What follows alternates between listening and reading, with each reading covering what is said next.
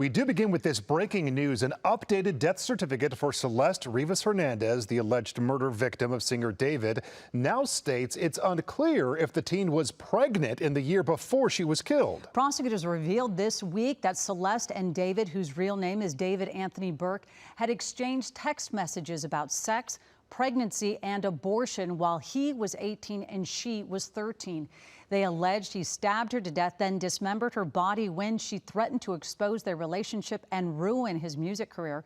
David is expected back in court next month. The attorney for the family shared a new statement reading in part, "There are no words to express the indescribable pain the family is experiencing right now. They still have bills to pay, jobs they have to go to every day. All they want is time to grieve and heal." We'll have more from the attorney and investigators on the case on Eyewitness News at 4. This is the complete timeline of the David case. From 2022 to 2026, this is a comprehensive look at every major development and detail in this story as we await the next steps for the singer accused of murdering a 14-year-old girl. Welcome to Sidebar, presented by Law and Crime. I'm Jesse Weber. We have been covering all aspects of the David case since the story broke last year, but this is a story actually that goes back years before then.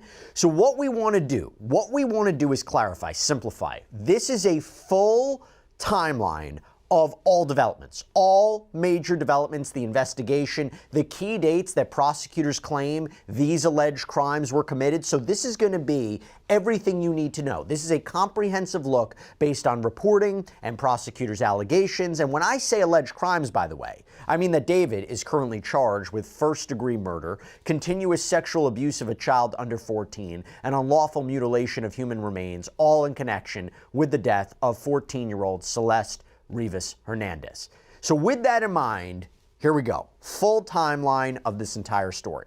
Now, I said this goes back years before, right? January 2022, to be exact. According to the prosecution, in their pretrial brief, this is when David and then 11-year-old Celeste first met. The details of that meeting, not entirely clear. I'm sure that's going to be explored at a trial. Then you fast forward to November 2023, because that is when prosecutors claim David and Celeste began a sexual relationship when she was just 13 years old and he was 18 years old. And how do they know that? What is their apparent evidence to prove that allegation?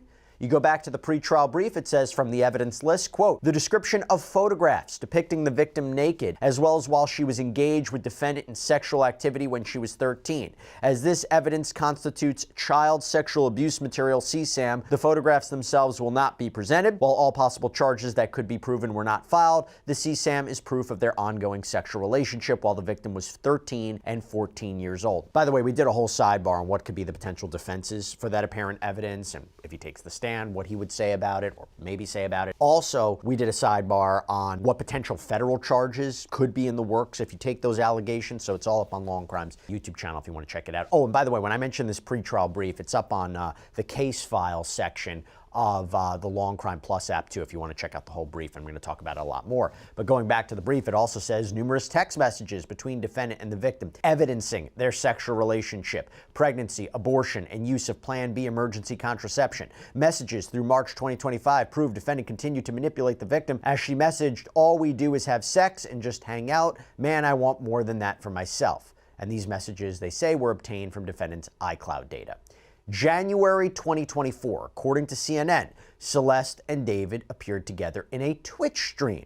February 2024, that's a key month. You go back to the pretrial brief, it says, quote, "Detectives learned the victim had been reported missing to the Riverside County Sheriff's Department by her family, who live in Lake Elsinore, in February and April 2024. RCSD telephonically contacted defendant on February 17th, 2024, after they identified a phone number in the victim's phone records that belonged to him.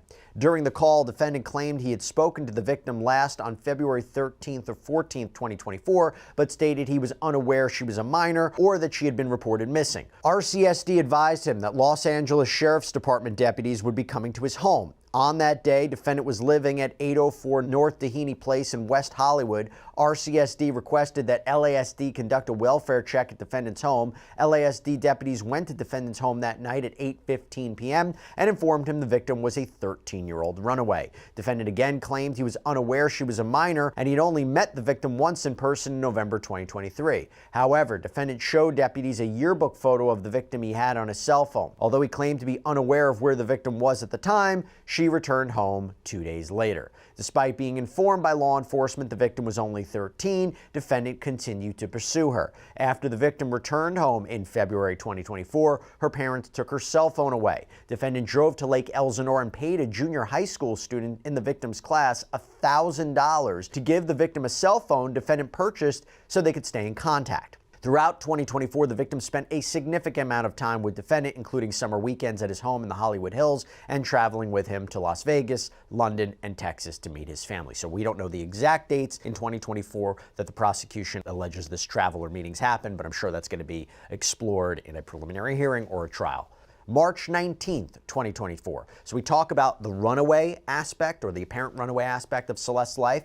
TMZ reported there is surveillance footage from a liquor store down the street from her home in Lake Elsinore, and this footage apparently captures a person in a black hoodie, white pants, who has reportedly been identified as Celeste walking and running down the street. April 2024. So just to be clear, April 2024 is when her family reports her missing, and she had been reported missing in 2024 3 times. April 5th was apparently the final time that she was reported missing. May 2024. According to ABC7, she reportedly called home. June 2024. According to CNN, she was photographed backstage at one of David's LA shows. September 7th, 2024. Celeste turns 14 years old. September 8th, 2024. TMZ reportedly has video of Celeste engaged in some sort of altercation with people in her Lake Elsinore neighborhood. And by the way, this is going to be a year to the day before her body is found. November 2024. According to the prosecution's pretrial brief, David and Celeste apparently broke up but continue to stay in touch, and they claim the text messages suggest they continued to have sexual relations. January 2nd, 2025. According to Steve Fisher, the private investigator who has been looking into this case from the very beginning, when he was on a prior episode of ours on Sidebar, he said the last photos in their possession that they have of Celeste was January 2nd, 2025. April 22nd, 2025. This is the night before authorities claim David allegedly killed Celeste. So April 22nd, 2025. The prosecution's brief says that the defendant and the victim engaged in a lengthy argument described in detail in their text messages. The messages revealed the victim's jealousy over defendant's relationships with other women, as defendant led her to believe they had a future together. She became extremely upset and threatened to disclose damaging information about her relationship with defendant to end his career and destroy his life. Defendant's first studio album was due to be released on April 25th, 2025. He had an emerging multi-million-dollar career already in progress. He also had multiple product endorsements, which were highly profitable. April 23rd, 2025. This is the day that prosecutors believe Celeste was killed and all of her cellular activity ceased. That is according to prosecution. And going to their brief, it says, quote, at approximately 8:40 p.m. on April 23rd, 2025, defendant sent an Uber to transport the victim from her Lake Elsinore home to his residence. Uber records showing defendant's transaction where he ordered an Uber to pick up the victim from her Lake Elsinore home and transport her to his residence the night of April 23rd, 2025.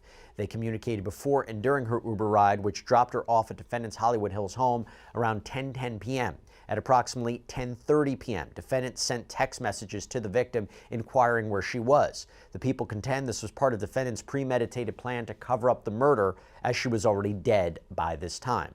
Knowing he had to silence the victim before she ruined his music career as she had threatened, very soon after the arrival at his home, defendant stabbed the victim to death multiple times and stood by while she bled out. At no time did he call law enforcement or 911 or take her to an emergency room to attempt to save her life. And we talked about this on previous sidebars about how they may be able to prove that, whether there's a witness or surveillance footage, or maybe just the fact that there was no, or apparently no, outgoing call to emergency services. Back to the timeline. Despite knowing she was dead and her family was trying to find her, the evidence will show defendant lied and claimed he didn't know where she was. In fact, defendant drove to Santa Barbara County immediately after the victim died, attempting to dispose of her property and destroy evidence at approximately 11:30 p.m. on April 23, 2025. He drove away from his home as he texted and called the victim's phone asking where she was. Again, these were acts calculated and planned to set up his defense within a very short timeline after the victim's vicious murder. Defendant drove his Tesla north on the 101 freeway to San Marcos Pass Road, SR 154, near Lake Cachuma in Santa Barbara County. He returned home early the following morning on April 24, 2025, before going to a radio interview for the release of his album that week. He sent 2 additional texts to the victim's phone that day, which obviously went unanswered because she was already dead. On April 24, 2025, prosecution says, they claim, defendant ordered a shovel from Home Depot that was delivered to his home from Postmates. Also on April 24th, this is according to PI Steve Fisher, he claims the David management team held a Withered album release party in LA at 8 p.m., and he believes that David possibly took a red-eye flight to New York after. April 25th, David releases his debut studio album, Withered. Again, goes back to that alleged financial motive. Think about the timing of when he allegedly killed Celeste. His album's about to be released. April 26th, 2025. The defendant never attempted to contact Celeste again. So the argument is that he killed her, right? That's the allegation. And the other argument is, I'm sure this is going to be made, is the prosecution will say, look, if he didn't do anything to her, isn't it odd that he never contacted her again, assuming these allegations are true? Go back to the pretrial brief. Prosecutors claim May 1st, 2025. Defendant ordered and subsequently Amazon delivered 2 chainsaws to his home. May 5th, 2025. Defendant ordered and Amazon subsequently delivered a body bag, heavy-duty laundry bags, and a blue inflatable pool to his home. He made these purchases under the fake name Victoria Mendez. May 8th, 2025. Defendant returned to the same area in Santa Barbara County, leaving his home around 11:30 p.m. He returned to the area again on May 31st, 2025. This is an isolated site off SR 154 where the victim's identification was subsequently discovered in January 2026. We'll get to that. July 4th, 2025. According to TMZ, a live stream apparently shows David allegedly telling his purported friends Neo Langston and Sukana about the smell in his house, saying that he apologized for how his bathroom smells and claimed that he went to the bathroom 2 hours earlier. Now, if that's true, if that's going to be presented as evidence, possibly significant because the prosecution, they're filing the pretrial brief, claims that he lied to friends, business associates, and others who noticed, quote, a strong smell of decay in and around his home and vehicle. July 7th, 2025. Again, this is according to the prosecution in the brief. Defendant ordered and subsequently Amazon delivered a burn cage to his home under the same fake name as part of his plan to incinerate evidence. July 29th. Prosecutors claim surveillance video and other evidence confirms David was the last person to drive the Tesla, again, where we'll get into this, where Celeste's body was apparently found, before he left LA on a concert tour. Now, not entirely clear whether someone else could have moved it before the Tesla was found, but either way, it was reportedly found on 1405 Bluebird Avenue, which was parked approximately 400 feet from defendant's home at 1368 Doheny Place in the Hollywood Hills. August 5th, 2025. David's Withered Tour starts in Del Mar, California, and he was supposed to have performances in the United States and Europe and finish on November 4th, 2025. Key financial motive, timing, goes to that, right? Now, before he left for the tour, the prosecution alleges at some point he did the following, quote, defendant took horrifying measures to destroy and discard the victim's body. After placing her body into the blue inflatable pool to prevent her blood from spilling onto his garage floor, defendant used a chainsaw and perhaps other tools to cut off her limbs. Small blue plastic fragments were found embedded in the victim's remains, which were collected by the Los Angeles County Medical Examiner's Department. The fragments were analyzed by the LAPD's Forensic Science Division Trace Analysis Unit. An expert was able to make a physical fit match from the blue fragments to the blue inflatable pool purchased by defendant in May 2025. In order to distance himself from the victim, he amputated her left ring and pinky fingers because her ring finger contained a tattoo of his name. Her fingers have not been recovered. Defendant then placed her head and torso into the cadaver bag he purchased. He placed her limbs into a garbage bag, which he deposited into his front trunk, laying the cadaver bag on top. For several weeks or possibly months, defendant left the victim's body to decompose inside his Tesla. August 27th, according to Fox 5, the position of the tires on the Tesla was marked by authorities. So it's parked there and it's now being noticed. September 3rd, according to Fox 5, a parking citation is issued for the Tesla. September 5th, the Tesla is towed and impounded in a Hollywood tow lot.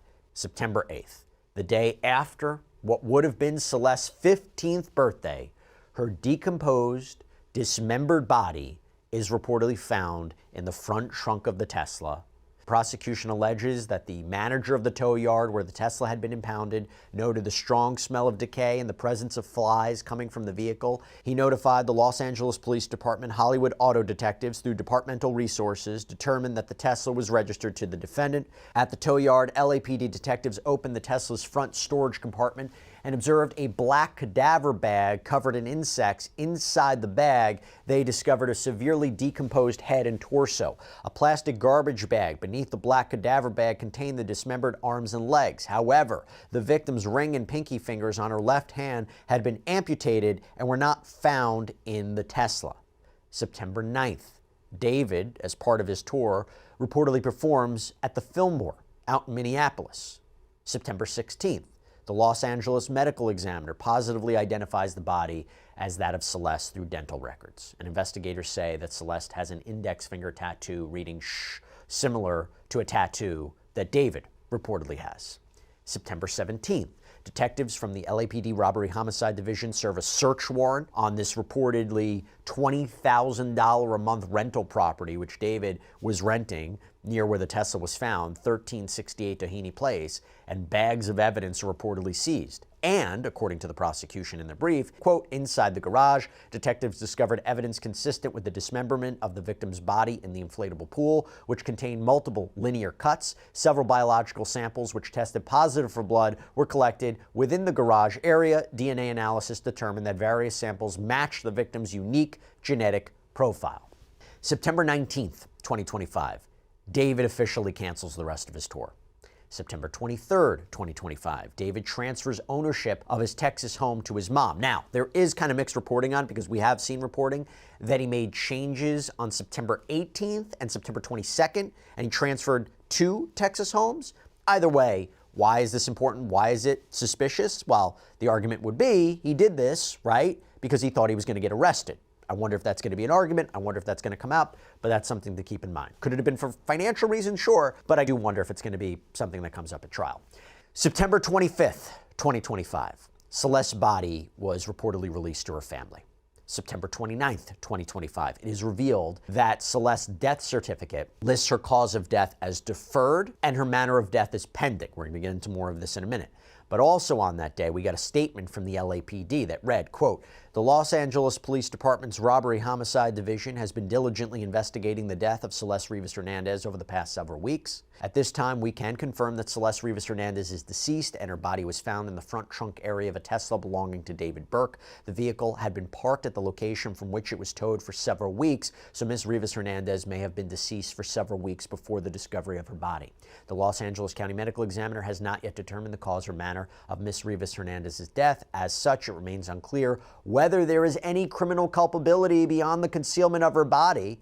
RHD is thoroughly examining every aspect of this case to uncover the truth and seek justice for Celeste Rivas Hernandez and her family. We appreciate the public's patience and understanding as we continue this investigation. Further updates will be provided as appropriate, but at this time, we are unable to answer additional questions. Now, obviously, that caused quite a bit of stir and confusion about how the investigation was going and how no one could be charged with her death. But then you go to October 2025, and we learned through reporting from the New York Post that David has hired celebrity criminal defense attorney Blair Burke. Did a whole sidebar episode on her and potential defenses too, but at the time he hadn't been criminally charged, but reportedly hired her. November 2025, it is reported that David is no longer cooperating in the investigation.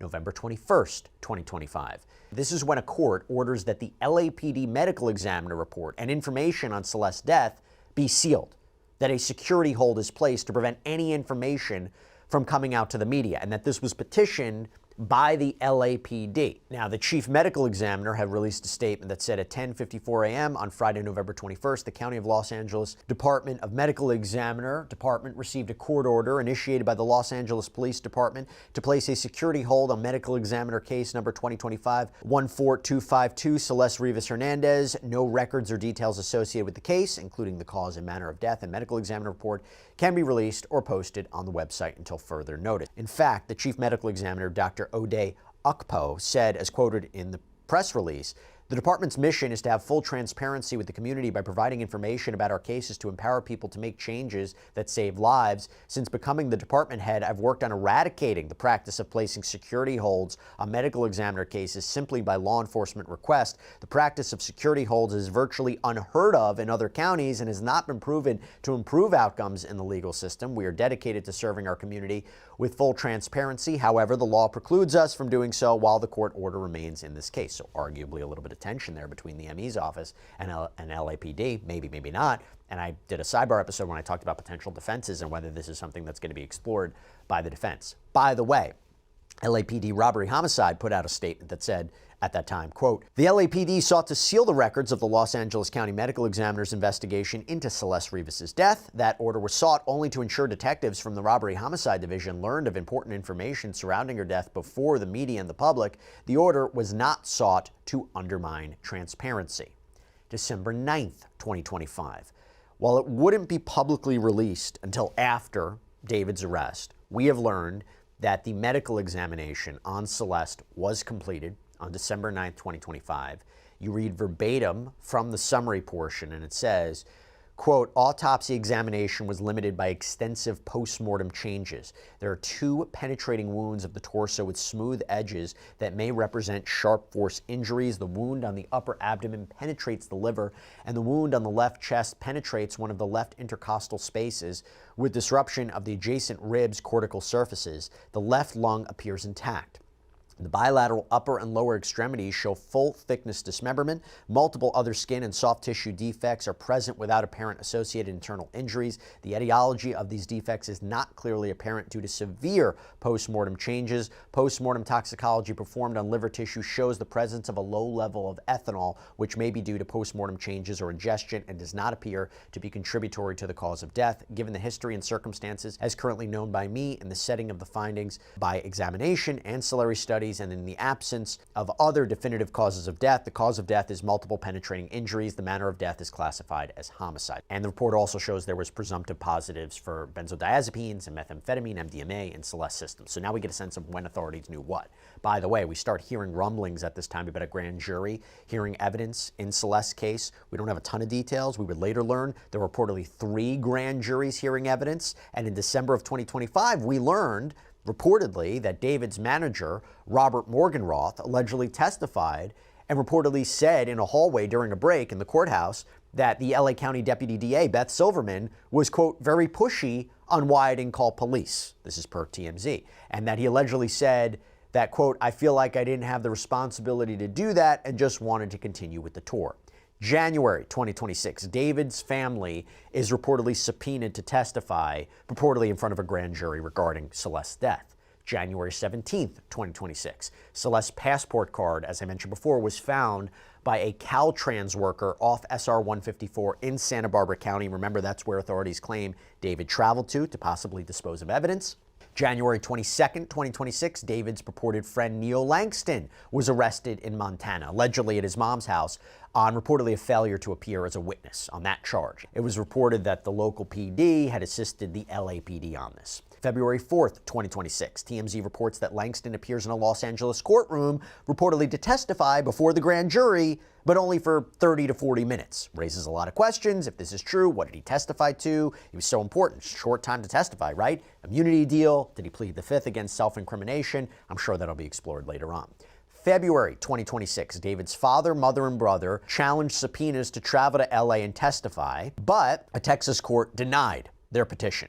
Notable was this comment from a court hearing where Bennett Dodson, assistant DA for Waller County out in Texas, told the court, "Don't think it's a secret to anyone at this point that Mr. David Burke is a musician who's quite famous, and this matter concerns a car that was registered to him at these witnesses' address here in Houston that had a dismembered, decomposing body in it. I would say if a car with a dismembered, decomposing body is registered to your home address, that is something you should expect to be questioned by the authorities about, and that's what this is, Judge." We learn from these court filings that there is in fact a murder investigation into Celeste's death and that David is the target. March 13th, 2026, Neil Langston posts private Instagram stories that reportedly read, quote, "Thankfully, I'm legally fine in every way, and boy, do I got all my receipts for things, ha ha ha ha." And then he reportedly posted, "I think the worst part is that I've told so many people that I trust and I thought knew me as a person, my side of things, all for that to be thrown out that window as soon as I get arrested and they slap that bleep's name next to mine. And for the record, the thing I was arrested for wasn't even charged. They never filed it and my warrant was retracted because there is more to the story than what's on the news." April 16th, 2026, David was arrested. Armed personnel took him from a Hollywood Hills home just over a mile from the tow yard, which was significant because we hadn't had any clue where David was during all this time. He had reportedly been radio silent since he canceled his tour, reportedly had made no public appearances, but he was arrested, not formally charged, by the way. That was interesting. He was arrested, not formally charged, and we would learn that a grand jury never officially indicted him. And instead, this case would move forward through a preliminary hearing process in which a judge, would determine whether there's sufficient probable cause to support the charges and have this case move forward towards trial. We're going to get more on that in a second. April 20th, 2026, Los Angeles County District Attorney Nathan Hochman announces the formal charges against David. "Today, I am announcing the charges against David Anthony Burke, the musician known as David, spelled D4VD. In connection with the brutal and horrific murder of Celeste, a 14-year-old at that time. These charges include the most serious charges that a DA's office can bring. That is first-degree murder with special circumstances. The special circumstances being lying in wait, committing this crime for financial gain, or murdering a witness in an investigation. These special circumstances carry with it, along with the first-degree murder charge, a maximum sentence of life without the possibility of parole or the death penalty. The determination on whether or not the district attorney's office will seek the death penalty will be made at a later time. Before I get into the actual charges, and there are additional charges against Mr. Burke, including continuous sexual acts, lewd and lascivious sexual acts with an individual under 14 years old, and mutilating a human remains of a body. Before I get into the description of these charges and their seriousness, I want to look at this as a parent. I am a parent of 3 children, and a parent's nightmare is a situation where your daughter goes out one night and never comes back. As we will show in a court of law, and what I also want to make sure about that the understanding of these charges is clear, is my description of these charges is not evidence that we are going to present in court. These charges, in fact, will not be evidence in the court. Evidence will be the witness testimony, the documents, and different types of admissible testimony that we will admit into court in the prosecution, and if it leads to the eventual trial of Mr. Burke, to convince a jury of 12 people beyond a reasonable doubt that each and every one of these charges is true, as well as the special allegations and circumstances that have been alleged. Yeah, so the prosecution alleges that David murdered Celeste to keep her quiet, ostensibly about their alleged illegal sexual relationship. And David also appeared in court alongside his attorney Blair Burke and prosecutor Beth Silverman. We believe the actual evidence will show David Burke did not murder Celeste Hernandez, nor was he the cause of her death. And we would like to be able to have the evidence come into the light of day at the earliest opportunity in order to establish that. Your Honor, as I indicated to counsel, there's approximately 40 terabytes of discovery in this case. Moreover, in order to obtain the transcripts from a grand jury investigation, counsel has to file a motion. She knows the way the system works. I'm not able to gather those. They have to be provided after the court orders them released because it was an investigation. Second of all, if counsel plans on going to a preliminary hearing within the 10 days, it is unlikely that there will be very much discovery provided within that period, given the voluminous nature and how long it's going to take to copy onto drives. In addition to that, the coroner's report was sealed in this case in order to prevent it from hampering truthful testimony from witnesses that testified at the grand jury. So an order will also have to be obtained in order to get the coroner's department, which is now the medical examiner's department, to release those materials. April 21st, 2026, Celeste's family breaks their silence. They release a statement that says, "We would like to thank the Los Angeles Police Department and the District Attorney's Office for their hard work. We would also like to thank the people of Lake Elsinore for all their support. Celeste was a beautiful, strong girl who loved to sing and dance. Every Friday night was movie night, and we spent wonderful times together. We love her very much, and she always told us that she loved us. We miss her deeply. All we want is justice for Celeste." April 22nd, 2026. Again, the ME report that I mentioned before, that is released, along with a statement from the chief medical examiner that says, "After several months, I'm grateful this information can now be released, not only to the public, but also to the grieving family enduring loss. It is unfathomable they have had to wait this long to learn what happened to their daughter. Transparency of the information contained in our findings and report is essential for empowering the community to make informed changes to effectively reduce fear and allowing the community to take informed action. Making the department's information publicly available is not just about accountability, it is about social justice and prevention. By ensuring access to this information, we strengthen our ability to learn, to act, and ultimately to prevent the next tragic loss of life. I want to extend my gratitude to our partner agencies for taking the necessary step of filing an order with the court to make this disclosure possible." April 23rd, 2026. In a follow-up court hearing, we learned that there was reportedly a, quote, significant amount of child pornography found on David's device or devices. A preliminary hearing is set for May 1st. April 29th, 2026, David's back in court. That is when the prosecution's pretrial brief is released, the one that I've been talking about throughout this episode. The preliminary hearing is now continued, moved to May 26th. April 30th, 2026, the death certificate has been amended to state that it is unclear whether Celeste was pregnant before she died. Although I've talked about this before, there's nothing in the ME's report that suggests necessarily she was pregnant.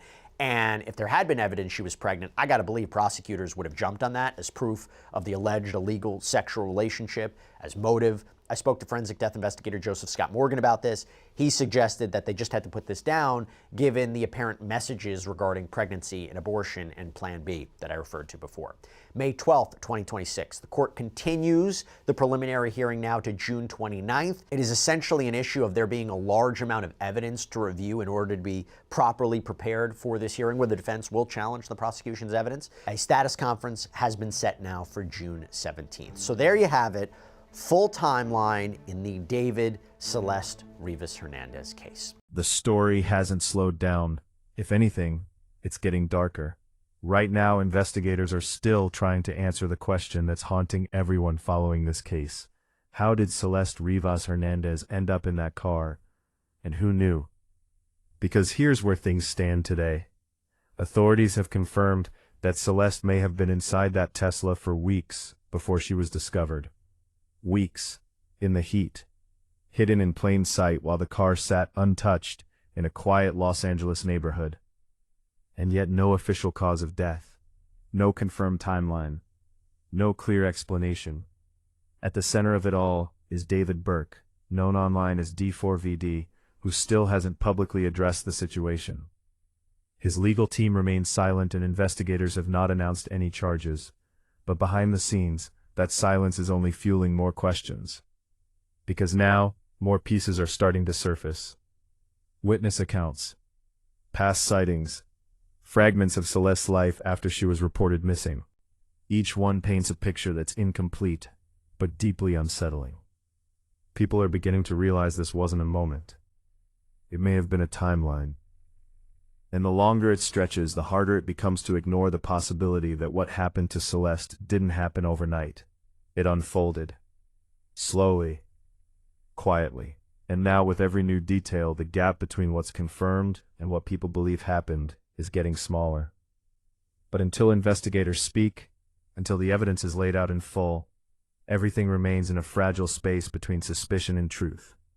And at the center of it all is a 14-year-old girl, whose voice is no longer here to tell her side. So for now, the case remains open, unresolved. Explain. But yeah, there is a possibility that new information will come out before this episode goes live. If that's the case, if it's something that I really need to record, I'll record something short and stick it in there. If not, then there'll be something, pinned or in the description box. So just keep in mind, this is not an end-all be-all type of episode, but we will be going over the most important information, also telling you, what kind of information to be on the lookout for if you're planning to follow this case. It was also a difficult case to put together because a lot of the information is coming from internet sleuths. They have really been driving this case forward, and the police have been super, super tight-lipped. With all that, and I know that was a long, hefty intro here for a long, hefty episode we're about to get into, but what I do need to say is everyone that I'm speaking about today is innocent until proven guilty in a court of law. Certainly the public's opinion is a different story, but yeah, you know what I mean. So I decided I wanted to try and break things up into two sections. I'm going to do my best to start with everything we know to be true up until this point, which today I am recording this on October 10th. And I believe this goes live on October 21st. So there's a good chance some more information will come out between now and then. Just keep that in mind, of course. But yes, I wanted to talk through all of the speculation and kind of theories that are going around after we go through what we know to be true. Like I said, though, I'm just trying to do that because a lot of this had to be interwoven. It just wouldn't make sense any other way. So please listen carefully for things that are facts versus things that aren't, because it's pretty hard to completely separate the two. Also, one last disclaimer. I'm sorry, I know it's been a lot, but this case is just crazy like that. There are things that could come out that could negate what I am saying in this episode. So please also take that into consideration when watching this video, especially if you're watching this weeks, months out. Okay, so Celeste Rivas Hernandez. She was only 14 years old, not 15, as a lot of people have been reporting. I think what has confused people is that her body was found the day after what would have been her 15th birthday, but it is a fact that she never lived to see this day. Celeste was born on September 7th, 2010, but by September 7th, 2025, she was gone. And as of today, October 10th, it has not been confirmed when or how she died. But here's what we do know, and that starts on August 26th of 2025. That day, people living in the Hollywood Hills neighborhood of Los Angeles on Bluebird Avenue called to report an abandoned Tesla. And although the exact timing isn't known, law enforcement has confirmed the vehicle, which had a noticeable dent in it, was parked there for several weeks. So the next day, on the 27th, a parking enforcement officer came by to mark the tire's position with chalk. Then on September 3rd, an officer came by again and wrote a citation for the car because the vehicle still hadn't moved. There's even a photo that was taken of the Tesla for the citation report where you can see it was covered in a film of dust, which obviously indicates that it hadn't been moved or driven. And after it hadn't moved by September 5th, which violated LA's 72-hour parking law, it was towed to the Hollywood Tow Impound Lot. The Tesla sat there for another few days, but then on September 8th, LAPD was called to the lot after an employee reported an extremely foul odor coming from the car. Now, originally, when it was reported as abandoned, the citation did not mention a horrific odor.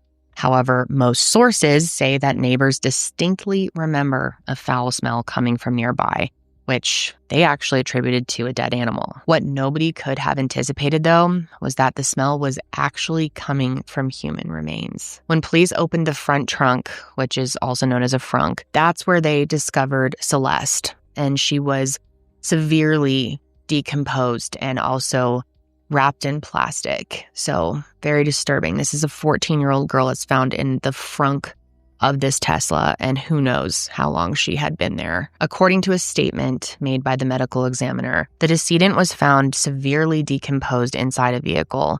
She appears to have been deceased inside the vehicle for an extended period of time before being found. The medical examiner also reported that the victim had dark, wavy hair, that she was 5'2" and weighed only 71 pounds. However, the remains were actually so decomposed that at first they couldn't even determine her age, her eye color, or even her ethnicity. It was confirmed, though, that the victim was wearing a tube top, black leggings, a yellow metal chain bracelet, and stud earrings. But there are, at this point, still a lot of big questions about the condition of her body. For example, a lot of the early reporting on this case said that she was dismembered, and some sources specifically said that just a head and torso were found. Other sources were less specific, but definitely described dismemberment. And they seemed so certain and confident in their reporting that I really thought the police had to have confirmed that at some point, but they haven't. According to an article from NBC News, law enforcement sources told NBC News that the remains were not intact. But we have to remember that intact and dismembered are two very different things, and these things do matter. Now, it's definitely possible she could have been dismembered, and I wouldn't be shocked if they came out and said that later on, but as of this point in time, that is just not the case. And that may sound really confusing to some of you. How was she not intact if she was dismembered? Well, there are other reasons other than dismemberment that could have resulted in her remains not being intact, such as really severe decomposition, which we do know to be true. You got to remember that she was found in a black car in the summer in Los Angeles, wrapped in plastic in a trunk, and we don't know how long she was there. So that means she was decomposing at a much higher rate. And just the fact that the medical examiner said that she was only 71 pounds is definitely proof of that. And what's frustrating is this had to have an impact on how much information they were able to learn in her autopsy. In a news release from the end of September, LAPD provided additional insight on how long they believe that she'd been deceased.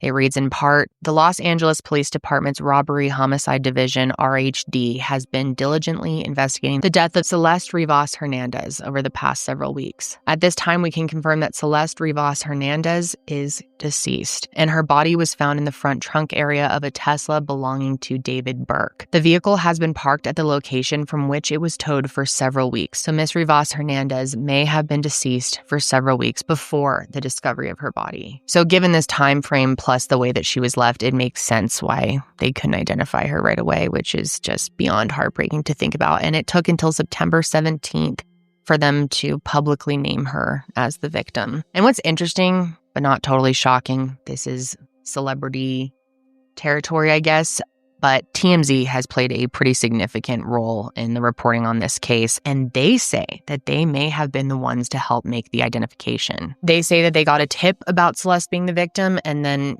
long story short, TMZ got in contact with her mom, and she was able to provide them with some details that they then passed on to police, and then right after that, they identified Celeste as the victim. Before that identification, though, the only thing that the media had reported was that unidentified remains were found in the front of this singer's car, and his name is David. And at that time, he was actually on tour for his debut album, which is called Withered. And a spokesperson on his team shared that he had been informed and was cooperating with the authorities. However, since the announcement on September 9th, the police have not confirmed if he is still cooperating. We do know that he's retained a very high-profile attorney, Blair Burke, who's actually Harvey Weinstein's lawyer, and that he is still yet to comment on any of this publicly. And what's interesting is before her remains were publicly identified, most of his fans stood by his side, which sadly isn't shocking in today's world of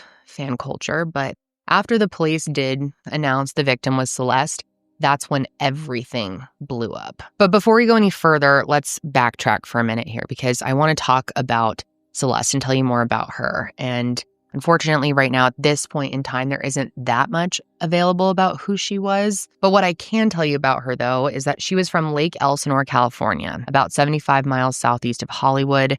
and that she was attending Lakeland Village Middle School, and she had one brother and one sister. Now, her parents haven't been too public about all of this, but according to her brother Matthew, they were heartbroken to learn that their daughter was the one whose remains were discovered. Celeste was a daughter, a sister, a cousin, a friend, and she has been described as studious, a very hard worker, intelligent, and incredibly sweet. And what makes this case just beyond upsetting and disturbing is the fact that she was only 14 years old. And if you believe what people are saying online, which it's hard not to, that would mean that Celeste was being groomed as young as 11 or 12 years old. And what's also just wild is when her remains were found, she had been listed as a missing person for a year and a half. On April 5th, 2024, Celeste was reported missing, and it's been confirmed that she was a runaway. And according to investigators, this was the third time it happened. And all three times that she was reported missing were in 2024.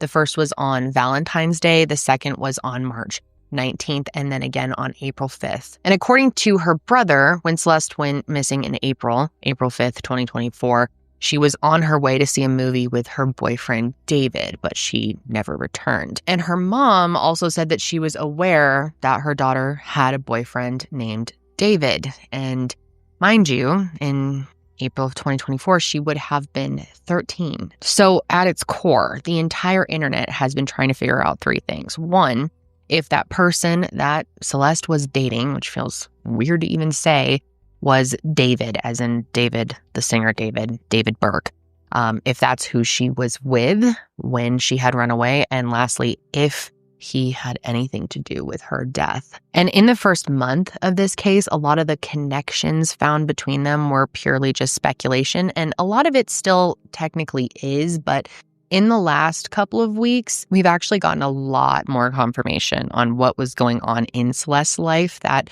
points to there being some truth to some of these rumors. For example, even though early reporting stated that April of 2024 was the last time that her family saw her, that may not be true. On June 1st of 2024, someone who has been described as either a cousin or a family friend or something like that posted to their TikTok a video of what looks like a family gathering. And in that video, Celeste can be seen entering the frame, giving someone a hug, and she stands there talking to a woman and a man. And I'm not 100% sure on who they are, but either way, this was a sighting of her after she was reported missing. And then more recently, a Nest camera video was shared by neighbors, which reportedly shows Celeste arguing outside of their home in September of 2024. I guess someone had pulled a prank on her house, and in the video, she can be seen yelling at these neighbors. Let me talk real quick, okay? You gonna let me talk? I ain't gonna let you talk. No, you ain't gonna let me talk. Why you not gonna let me talk?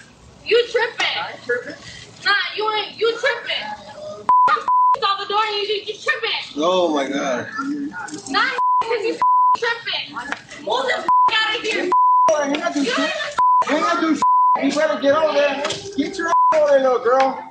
So this tells us that she was seen by family after she ran away. Now, why did she run away? Well, many people have speculated that she had a troubled life at home. And for a while, this was just a rumor. However, her ex-boyfriend, a kid named Damien, gave an exclusive interview to TMZ where he seemed to confirm a lot of what people were saying. So at what point did you feel or did you hear from Celeste that there were problems at home? She said how her mom didn't treat her well or whatever, and she didn't like where she was at. Did she talk at all about her relationship with her parents? Kind of. She just said they were mean or whatever. She didn't like them. What is your last memory that you have of Celeste? We were at PE, and she told me and my friend that she was running away. And she said it was because of her parents. And she was like joking about it. And she was like happy, like joking like she always was. And like it didn't seem real because like she was like playing around, joking about it. And the next day, she wasn't at school. And like that's the last time I saw her. Obviously, his interpretation of her home life isn't a complete picture, but his knowledge did come directly from Celeste herself. So at this point, a lot of people believe these rumors are true. And his interview also helped to confirm her alleged relationship with David, and maybe it's not as alleged as people thought. And then you guys broke up, and the next thing you know, you find out that she's involved with this internet sensation, David. Yeah, I didn't think it was gonna happen, like, at all, because, like, she was always, like, so happy and stuff. What was your reaction when you saw the breaking news that they had found your ex-girlfriend's body in the trunk of his car? My heart dropped. I was like, I don't know. I just couldn't believe it. I kind of had a feeling when I saw, like, the first thing. I was like, what if it is her? But I just, like, brushed it off. But when I saw it really was her, I was like, damn, I really knew. So let me just make sure I'm understanding this correctly. You had seen the news out of Los Angeles that a body was found in his car. Yeah. And you immediately had a sinister thought about Celeste? Yeah, because one of my friends told me.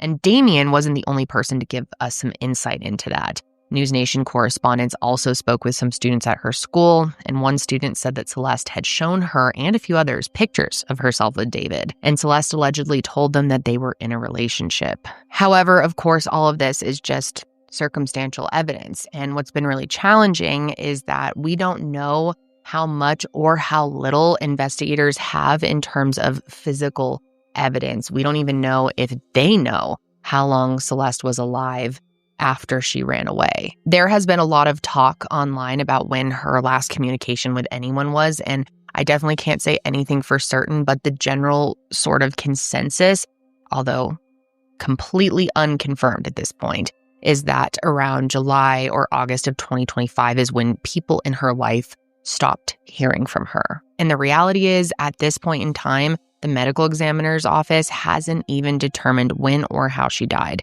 At least not that we know of.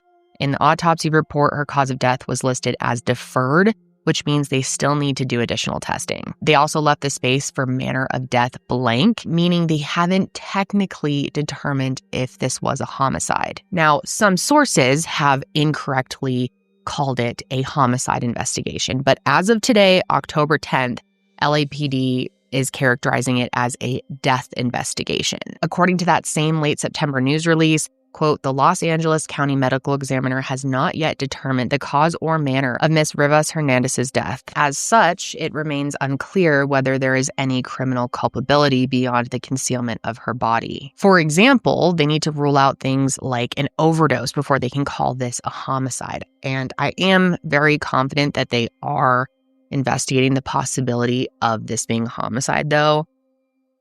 Certainly looks that way. In fact, on September 25th, when Police Chief Jim McDonnell was asked about the rumors regarding David and Celeste's alleged relationship, he said, quote, whenever you investigate a homicide, the detectives look at all of the associated issues as well. That's something that they would be looking at. So he literally said investigating a homicide. I'm pretty sure that was a slip up. He probably wasn't supposed to say that at this point, but it's definitely worth noting. I also want to point out that on September 23rd, her remains were released back to her family, and so that means they have completed all of the testing they needed to do.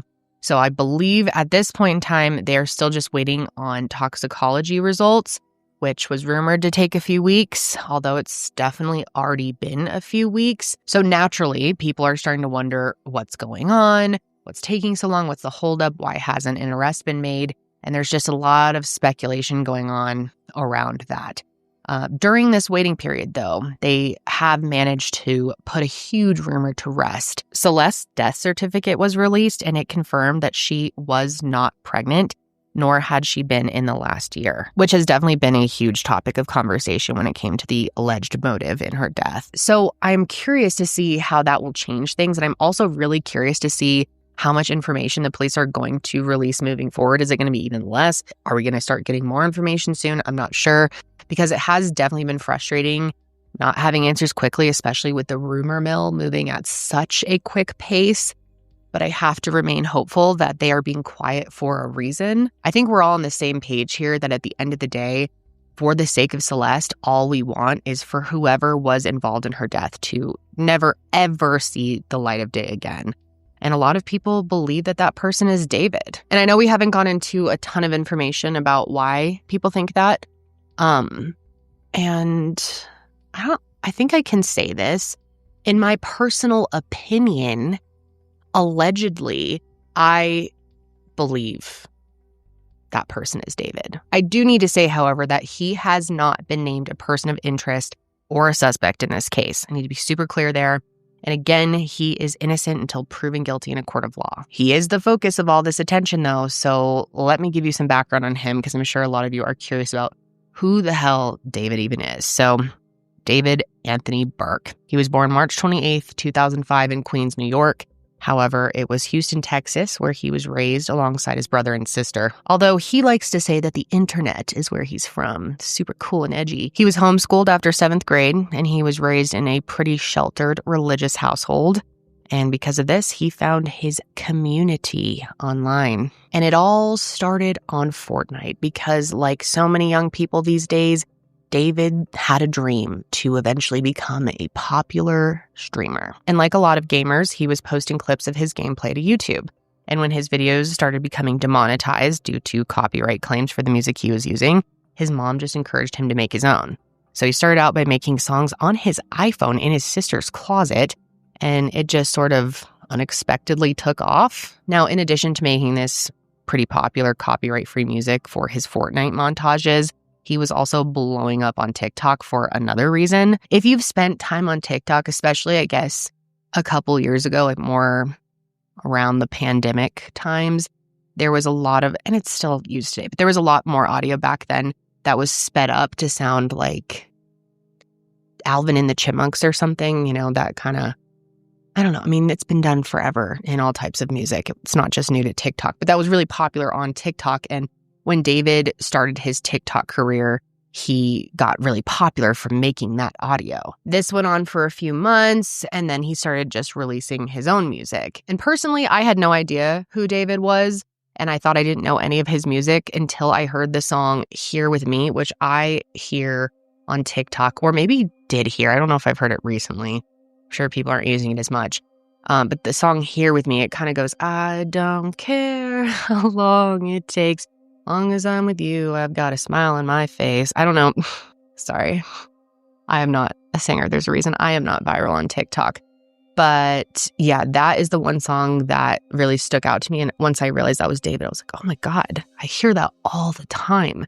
And then also, I had never heard this song, but the song Romantic Homicide, he was also really known for. Both of those songs went viral in 2022. And that was the year that he was signed to Interscope Records. And David got famous really fast, so much so that he ended up opening for SZA on her tour in October of 2023. And most recently, he performed at Coachella in 2025. You might remember this extremely embarrassing clip of him that went absolutely viral from Coachella because he tried to do a backflip. Didn't work out so well. He's also been linked to the girl group Cat's Eye.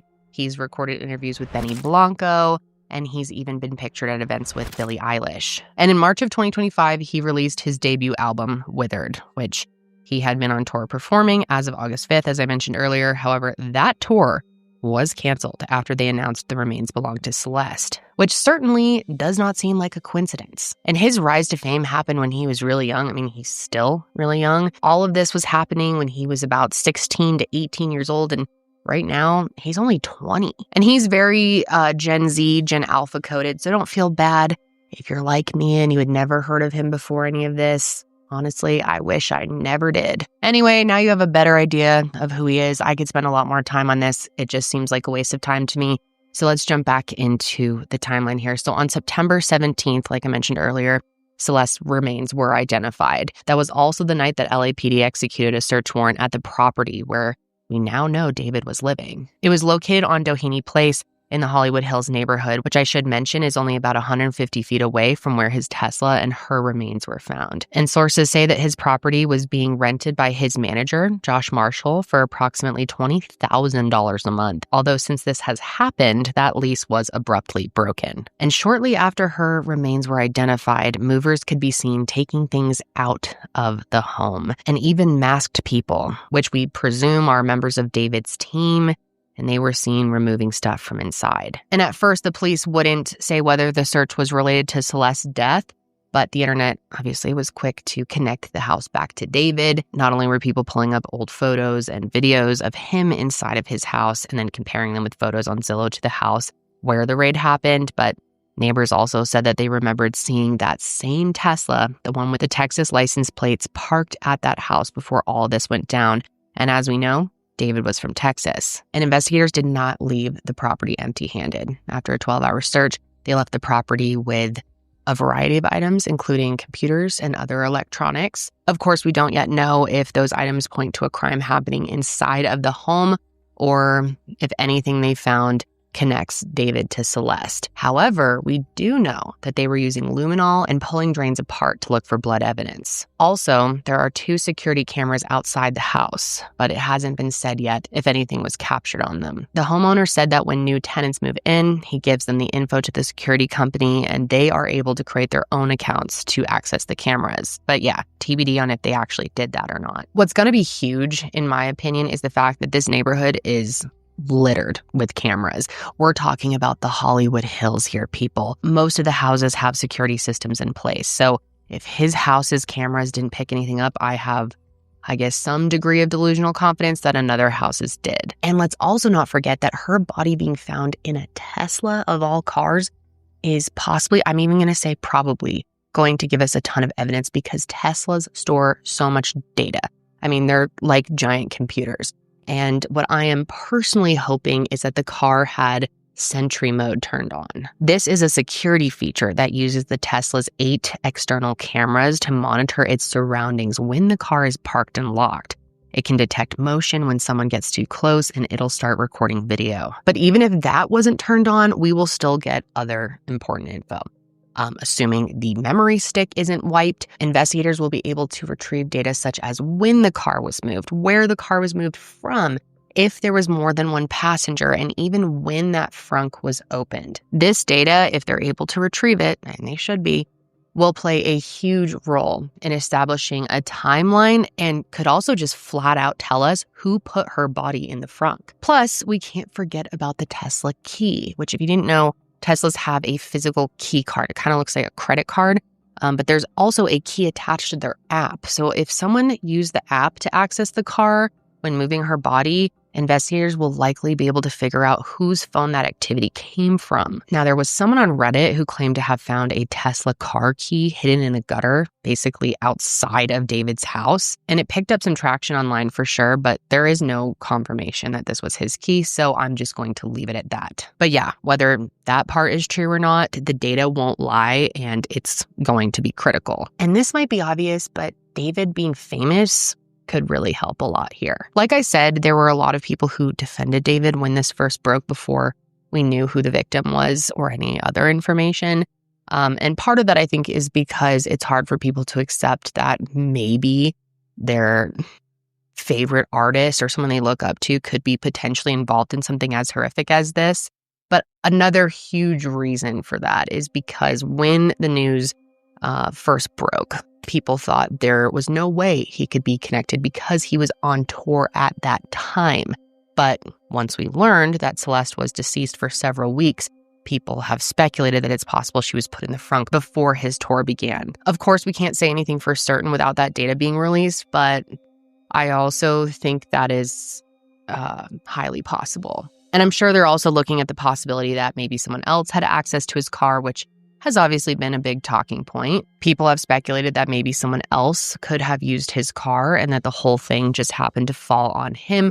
But what's interesting is the car was never reported as lost or stolen, meaning that if David didn't do it, whoever put her remains in there is most likely, but not definitely, in his inner circle at least. Here is Jason Lewis, one of the top digital forensic experts, explaining more about the Tesla's data, much better than I can explain.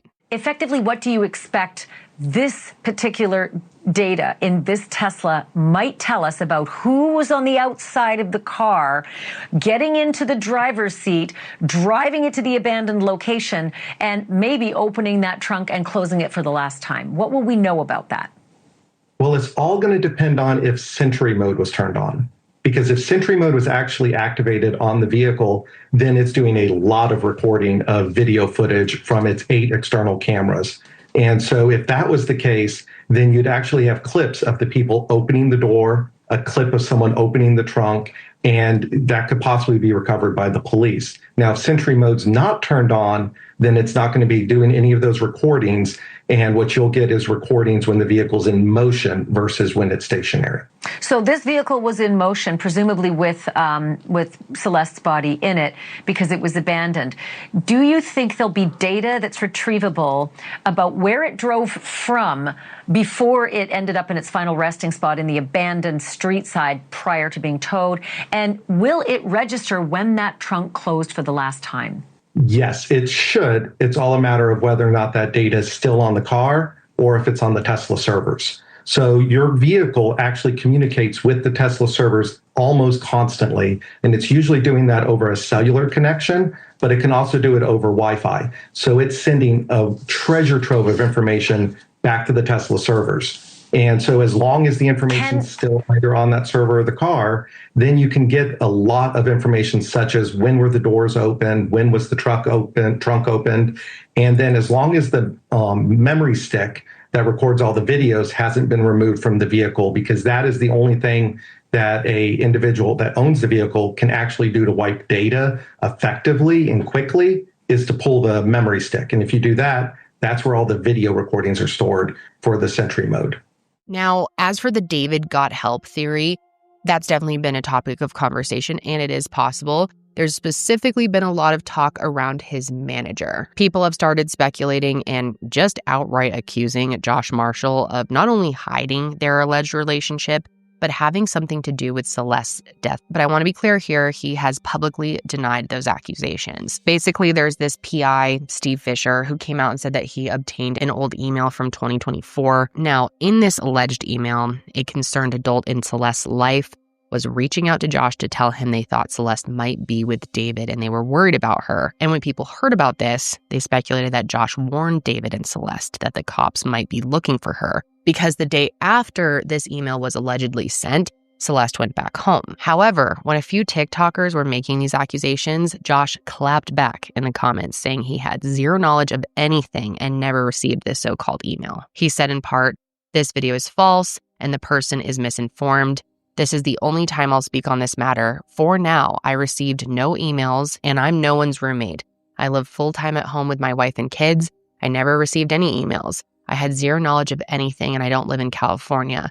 Also, I work remotely 95% of the time and my job doesn't require me to have much interaction with any of my clients / David, as there are many others that work with him on a day-to-day capacity, not me. I hope the proper authorities get to the bottom of it soon." Despite denying ever seeing it though, Steve Fisher says the email is very much real and that it's been sent to the police. So the question is, if it was real, was it ever received? And right now, we just don't know the answer. And because there is so much we don't know, people online have really been latching on to whatever these internet sleuths from YouTube, TikTok, Instagram, wherever are saying, especially when it comes to David.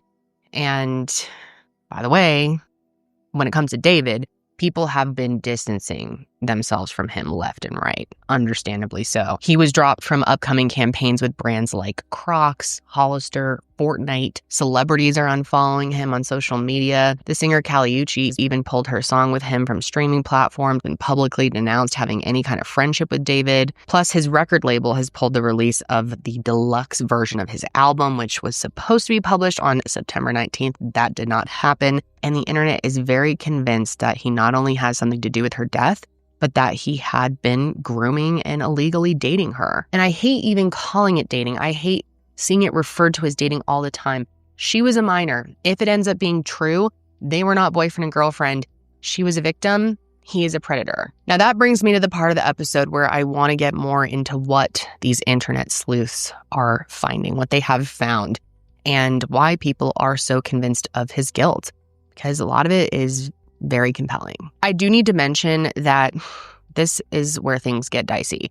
A lot of the things that I'm sharing, I have done my absolute best to find the original source of the information. Not always possible. And with the internet, there is always the possibility of doctored evidence, especially We are in the era of AI. It's insane. I feel like I cannot believe anything I see anymore.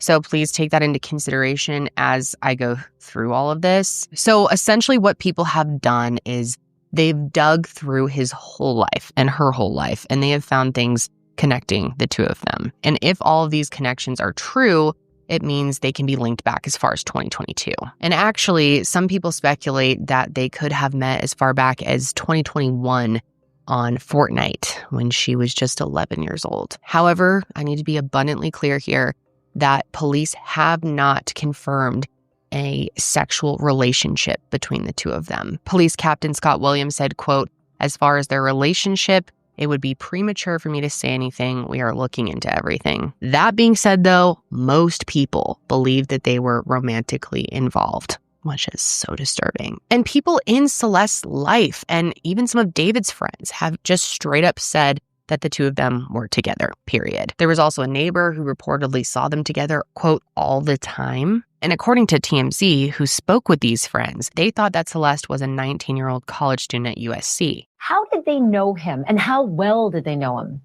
Yeah, so the folks that I spoke to are in the LA music scene. So they know David very, very well. They didn't know Celeste as well as they knew David, but they did notice that he was bringing her along when they would go to parties in the music scene. Maybe they would have hangouts after a recording session. Did they get the impression that this was a romantic couple? Yes, absolutely. So the people that I spoke to that were seeing them together out in the scene believed they were romantically involved. Now, look, they did not say anything about PDA, said that David was a very shy, quiet person, and Celeste seemed to mirror that as well. So they weren't out there making out at parties and things like that, but they did believe because they would see them together so frequently that these two were in a relationship. And why did they think that? Well, according to TMZ, Celeste had, quote, multiple fake IDs in an attempt to present much older than she was. And listen, if that's what she was doing, that's what she was doing. But I don't buy for 1 second that anyone could look at this child and mistake her for an 18-year-old. These friends of David did say that they saw her at 18-plus age-restricted events, so they just sort of believed she had to have been older. But I just do not buy that David wasn't aware of her age. If they knew each other, Celeste was a child, and she didn't have the knowledge or capability, really, to know right from wrong. Also, David was older, rich, and famous, and those are power dynamics that we just absolutely cannot ignore. And then we've got to talk about the tattoo, which has been another big point of conversation, and it's very creepy. This one's easy to prove. So we know that Celeste had a tattoo that said on her right index finger. And this is the same tattoo that David had on his right index finger. However, gotta say, this is not a super unique tattoo. Rihanna popularized it in 2009, and then other celebrities like Lindsay Lohan also have it. That being said, many people speculate that this tattoo was something that they had for each other. Certainly seems that way, right? And when you think about the deeper meaning here on this finger specifically, it's really, really creepy. A lot of people think that David knew that his relationship with Celeste was wrong and that he was taking steps to hide it from the public. So kind of feels like a weird nod to this big secret that he's keeping. Now, her family has confirmed that she did have this tattoo. In fact, when TMZ spoke to her mom before her identity was released, she was the one that told them that Celeste had this tattoo in red ink on her finger. And we can't forget that her mom also said that Celeste was dating someone named David, although she said that she never met him, only heard of him. And this has sparked a ton of online criticism, in my opinion, warranted. People are really upset that they let their child date someone, anyone, so freely, let alone someone older. I don't know if they knew how old he was or what, but to me, I hate to judge people that are going through a time like this, but I don't understand letting your child date someone that you haven't even met.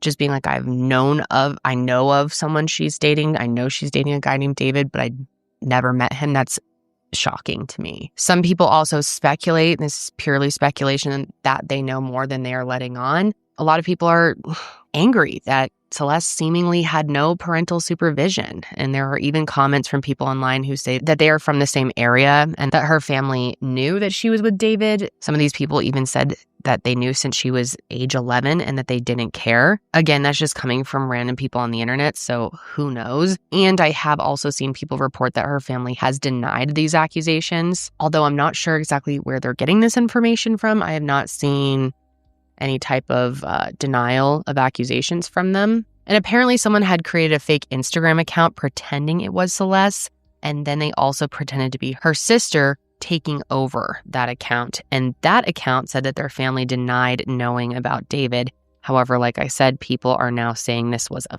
fake, don't know. And this is why I always have so much trouble with these types of cases and sometimes just stay away from them altogether, because there's always going to be these people, especially when cases are this popular, but just weirdos out there that get something out of tricking the public, and it's just hard to tell the difference. When it comes to Celeste's brother, though, people believe he knew, and it's also believed that we have proof that he knew. But of course, please take this with a grain of salt because it's certainly not proof. But there is this Instagram account that allegedly belongs to Matthew, her brother, and there's this DM conversation that was leaked. And if it is real, it would point to their family knowing a lot more. So someone DMs this account saying, "Dude, why does David follow you? All respect to your sister. I hate how shitty people are being. Was it really him? Jesus, all love, man." To which this account, allegedly belonging to Matthew, responds, "Yes, it was him, because he found my account out of nowhere and followed me." The original sender then says, "Fuck, well, he has it coming. That's wild, just randomly. Did you ever even talk to him?" And the response reads, "I met him once in person." Then the sender says, "Did you and your family know of your sister being with him? Like, was she living with him?" All of this shit is so confusing and disgusting.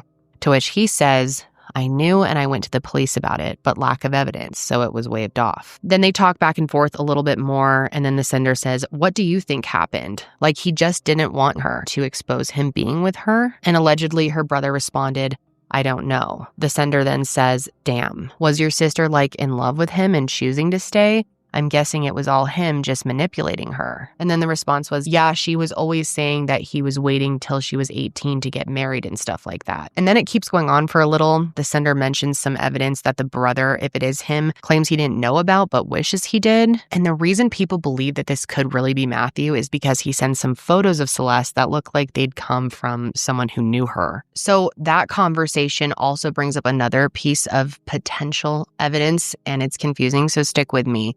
And it's also very disturbing, so keep that in mind before you go forward. So in this DM conversation, the one we just went over, the sender shared a screenshot of another DM conversation. And this conversation is allegedly between Celeste and one of her friends. I'll read through that conversation in a second here. And again, I cannot warn enough. It is so disturbing. But basically, the person DMing her alleged brother wanted to know if this other conversation was real. And he says that it is.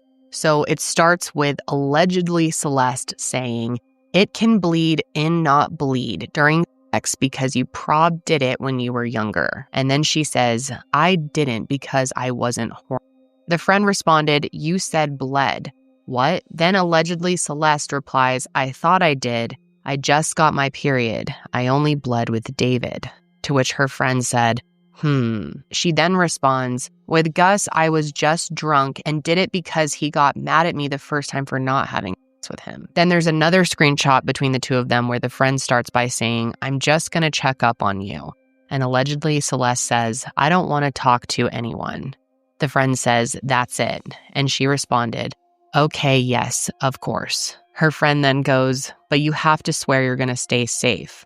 Are you still going to talk to David or go back with him because I don't want you to get in any more trouble with him?" Then Celeste, if it is her, said, "I'm safe," as well as, "No, I'm not." Lastly, the friend responded, "Okay, I love you. I'll text you in about a week. Don't delete Insta." And Celeste allegedly says, "I love you too, and I won't." Now, if this was real, it obviously suggests that Celeste and David were intimate. As far as who this Gus person is, My understanding is he was someone that Celeste was allegedly also dating. But apparently he was shot a few years ago and died, but that's not related to any of this. And of course, there is tons of speculation on Gus too, and how David was super pissed at Celeste for being with someone else. And I'm not going to go down that rabbit hole today, but just know it exists. All of that to say, if this Instagram stuff is legitimate, it suggests that someone in her family was well aware of who her boyfriend David really was. And people have also debated just how hard they looked for her when she went missing, and they have also questioned why the police didn't do anything either. And what's shocking is apparently the police knew where she was, because it's been reported that they had actually brought her home from Hollywood one of the times that she ran away. And that information comes from this resurfaced video of Celeste's old teacher. That's her in my classroom in front of this poster right here. Okay, hold up. I got another one because I got a picture on TMZ of this other kid exchanging stuff with the rapper who we alleged did this stuff. Hold on a second, because he's also in my classroom. Wait, how long ago was this? We all just found out yesterday who it was, but she's been missing since I taught her. So when I taught her, she met this dude on social media. He was a rapper in LA. He came and got her. She ran away from home. She was gone for like a month. The cops found her in Hollywood, brought her back to our school. She came back to our school, kind of told people this story. She disappeared again in May of that year, May of 2024. That's when her friends told me what happened, that it was this rapper. And then I found out yesterday that she's now dead in that rapper's car, cut into pieces. You want to know how they met? I feel like I just said it. Social media. And I'm sure you can probably guess that this video has been super controversial because people feel like he was just really out of touch and insensitive in the way that he was talking about what happened.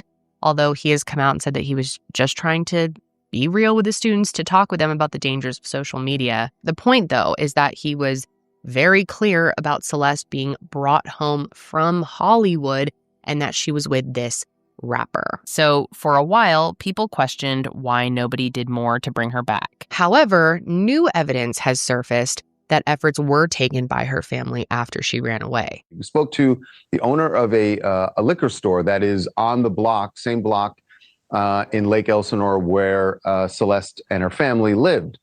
And he told us he was very familiar with the kids in the neighborhood because the school bus stopped right in front of his liquor store every day, and kids would come in, not for liquor, but come in to buy soda and candy and things like that.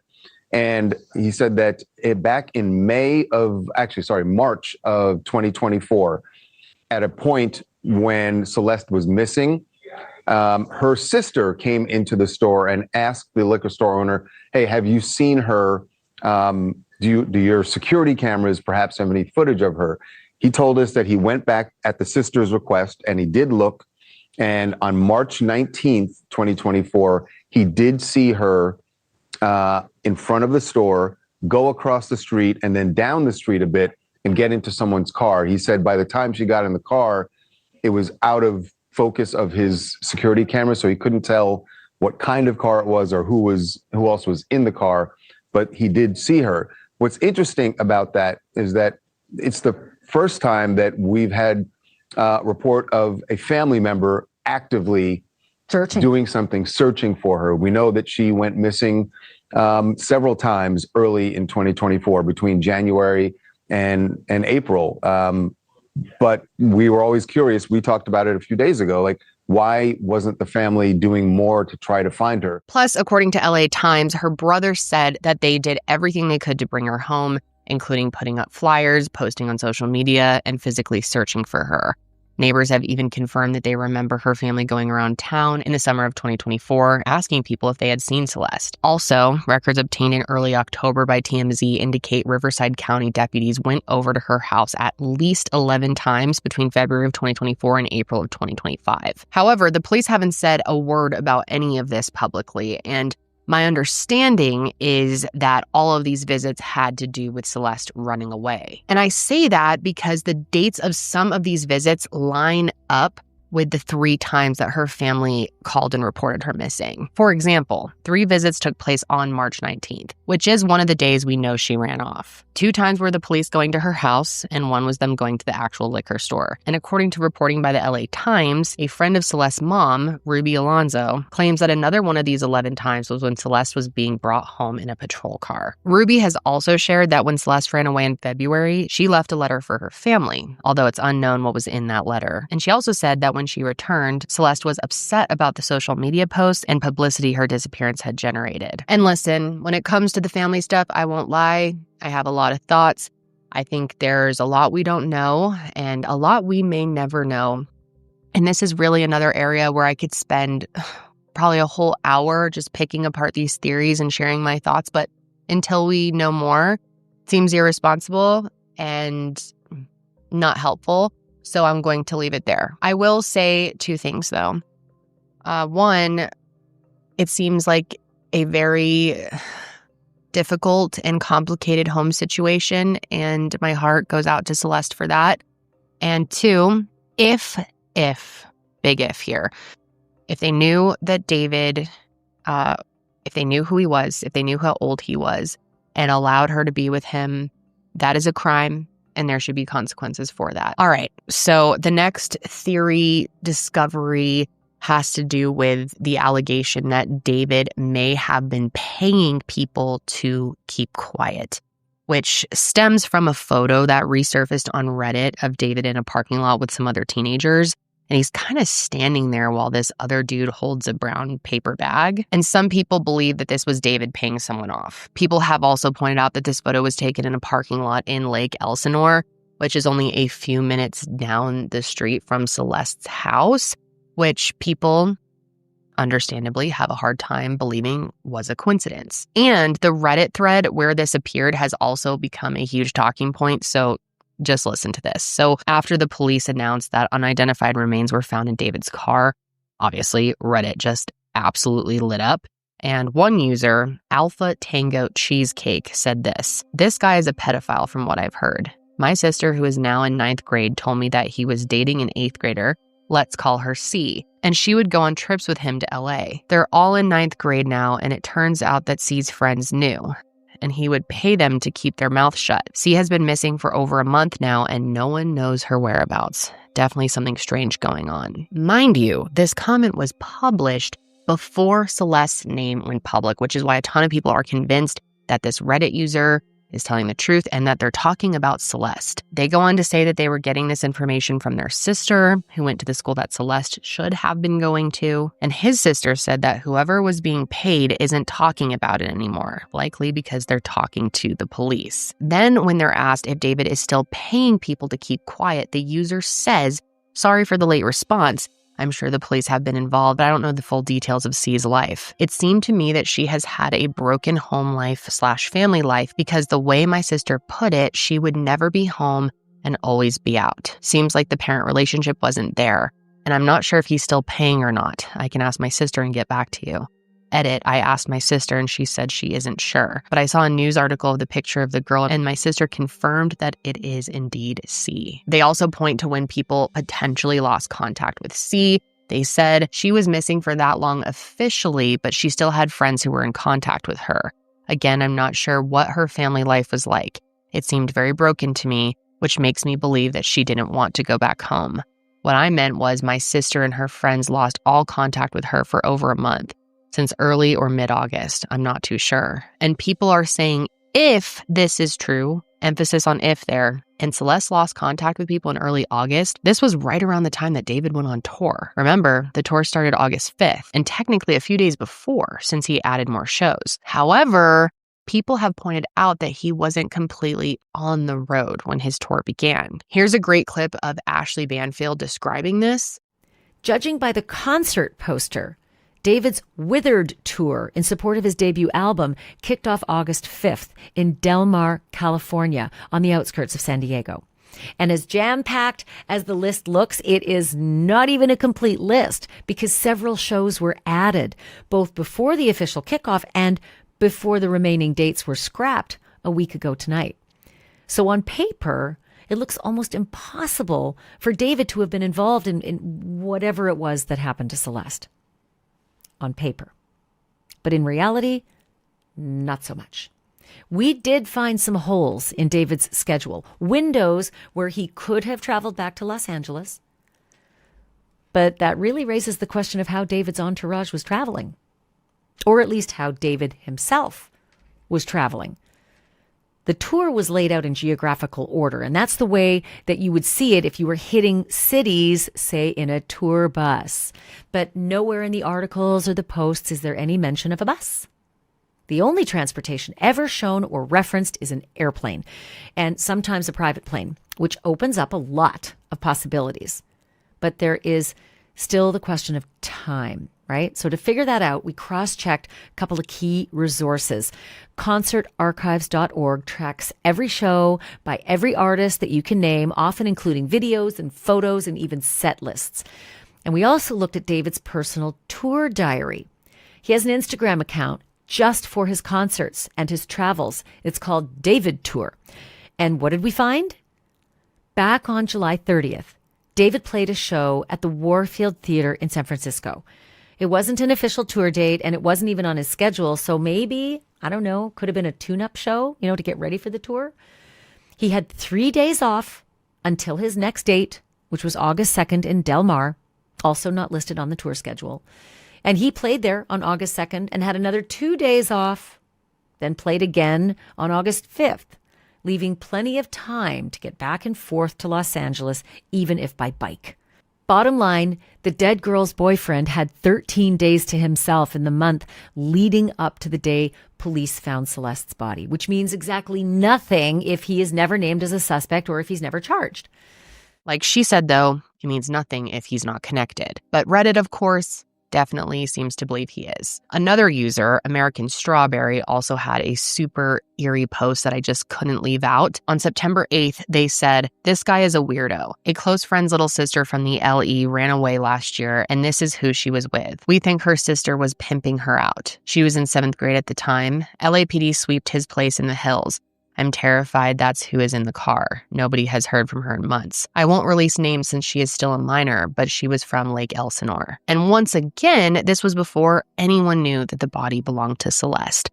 Hence why people think this post could be true. Now, speaking of Reddit, people are also accusing David of deleting posts in his own subreddit. He was the only moderator, and around September 22nd, people noticed that posts criticizing him were starting to disappear. And then he left the group, which means no new posts can be added. He also turned off the comments on his TikTok. But of course, neither of these things have stopped people from talking. And I'd say Reddit and TikTok are definitely where the most conversation and sleuthing has gone on, and also where a bunch of photos have come to light. Now, when it comes to the alleged photos of David and Celeste, there's one common theme. David can be seen with a girl, but the girl is always covering her face.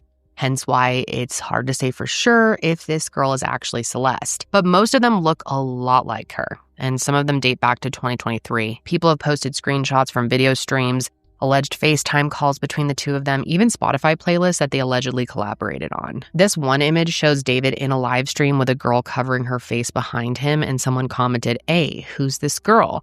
To which David replied, "You are a Fed." Now, you tell me why on earth someone would call someone else a Fed for asking about a girl unless that girl was underage.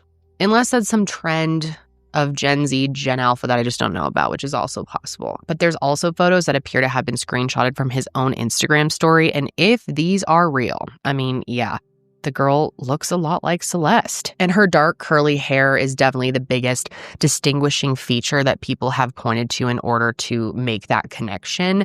And there's actually one photo taken directly from David's Instagram where you can see a girl just behind him. And people seem to be convinced that this is her, although that girl noticeably has some red in her hair. However, that is a whole other rabbit hole we're not going down today. Also, I'm not going to post them, but you should just know that there are a handful of photos going around circulating the internet that look super real of the two of them together. But a lot of things in this case have already been AI generated. So if anything looks too real, if you know what I mean, just know it's likely one of those fake photos. So there is one video that people have paid special attention to, and it's from January of 2024. It's another live stream of David, and he's with a girl who looks a hell of a lot like Celeste. There's only a brief clip of it, but we see them together, and they're responding to comments in chat, and you hear the girl say that they, quote, need to delete this, and David asks the mods to delete the whole stream. Then David reads a comment that says, "Nah, you going on the Epstein list," and he starts freaking out. Then it cuts to another part where this young girl makes a very eerie comment about R-wording kids. Take a look. Pray for his career, chat. Are we done? Are we? We need to delete this. Are we? Maz, can we delete all VODs? And then as soon as the stream ends, delete the stream too? Can we delete anything? You done for, bro? Y'all are not done? Now you gonna Epstein? Yo, wait. Oh, look at answer that one. That's so mean if you don't answer Which that. one? What's good, David? Big fan, mixed by me. Bro, thank you, Mitochondria. Appreciate you. I gotta sound with him if you even. I media trained you. No, you didn't. That's controversial. It's controversial of kids.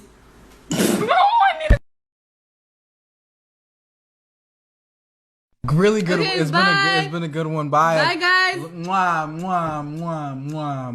Oh my. Delete everything. Delete everything. Everything goes.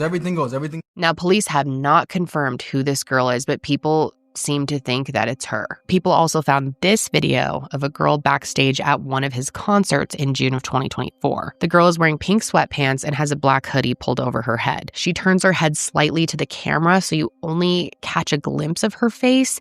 And although unconfirmed, some suspect it's Celeste. People have gone as far as pointing out that David can be seen wearing bracelets that look similar to the ones that she used to wear. He also posted a TikTok about washing people's shoes as a side hustle, and people noticed that a pair of Jordans he washes are identical to a pair that she owned. There's even a pair of Hello Kitty shoes, which brings up another important discovery in this case. So I learned that Celeste was super into Hello Kitty.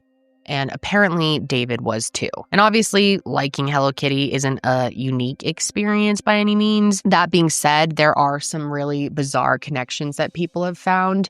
For example, a photo surfaced online which allegedly came from Celeste's Instagram story, and it's someone, presumably her, holding onto a Hello Kitty keychain, which is attached to some guy's pants. You can't see either of their faces, but there's text on the screen that reads, BF's Kitty. You can also see in the image that the girl is wearing Hello Kitty Crocs, which were the same shoes Celeste was wearing when she was reported missing. And another reason why people believe that this guy is David is because he can be seen wearing that same keychain in a TikTok posted just before Valentine's Day in 2024. He captioned the video, "When TikTok removes all my music, but at least I have a Valentine this year." And again, remember, Valentine's Day 2024 was the first time Celeste was reporting as having run away.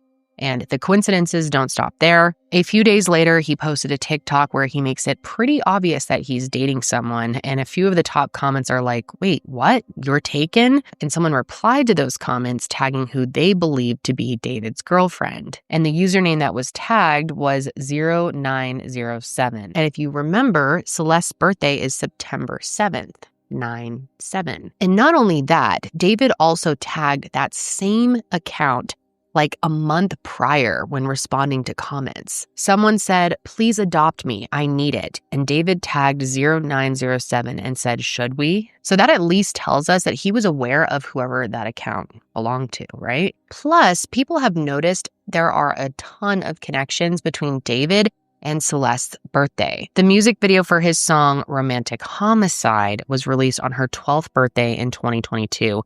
And the music video for his song Rehab was posted the same day in 2023. Then on September 7th, 2025, what would have been her 15th birthday, he posted on Instagram that the deluxe version of his new album would be released, which, by the way, would feature 15 new songs. Which brings me to arguably one of the biggest coincidences, discoveries, whatever you want to call it in this case, and that is David's music. His lyrics, his music videos, and the themes that come up in his tour all point to a very disturbed person who was obsessed with murder. I don't know how else to say it. Let's start with romantic homicide, and that name alone just makes my skin crawl. That song was released in July of 2022, and like I said earlier, that was the song that really put him on the map. Out of respect for Celeste, I hope you guys will not go and try and stream his music. I know it's tempting to hear it. That's why I tried to sing it for you so you could get an idea earlier.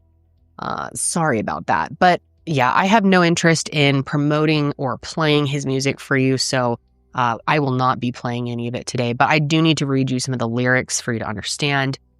So in this song, Romantic Homicide, he says, "In the back of my mind, you died, and I didn't even cry. No, not a single tear. And I'm sick of waiting patiently for someone that won't even arrive." Then in another verse, he sings, "In the back of my mind, I killed you, and I didn't even regret it. I can't believe I said it, but it's true. I hate you." Now, were all of his songs released before Celeste died? Yes. But people believe that for the last few years, David has been dropping hints, like Easter eggs, almost like an evil version of Taylor Swift about what he was planning to do. And again, these aren't my thoughts. These are thoughts of the internet. This would be some insane premeditation, calculation. I don't know. At the very least, and this is more where I stand, people believe that he was singing about his dark fantasies of killing a girl. There's even an interview clip of him on the Zach Sang show talking about how the things he sings about are almost like manifestations about what ends up coming true. This album is my life. Like, Withered is my life. Petals of Thorns and Lost Petals are what I wanted my life to be, and then Withered is my life. Ooh. Yeah. So where do they align at all? They do indeed, because like I said, I kind of felt like it was a prophetic thing that I was speaking about heartbreak and love and all these things I had never experienced before, but then I actually experienced them, and it's like, yo, I really said this about myself 2 years ago. It's happening. But is it what you really expected? It's weird because I have such a weird view and take on situations like that because I'm always looking for writing material in these types of things. So instead of taking it to the chin, being like, oh my God, like, I'm heartbroken, like, I go straight to my phone or BandLab, go straight to the studio and write about it. I never actually fully process situations like that because I'm always expecting it to happen, and then as soon as it happens, I'm writing about it. So you're expecting. Let's break that down. Yeah, because I understand going immediately to art as a means of coping. Yeah, basically, yeah. But you saying expecting it, meaning you get into a friendship expecting it to end in a devastating, tragic, sad way, so it can inspire art, but are you manifesting that in a certain degree? I don't know. I hope I'm not. I really hope I'm not, because it feels that way. Because I look back to old songs like Life's a Dream and all these songs I wrote in my closet or my sister's closet in 2022 when I'm looking at my life in the past 8 to 9 months. I'm like, whoa. Bro, these songs are soundtracking my life. So I hope I'm not involuntarily doing that, but it might be that way. Not gonna lie.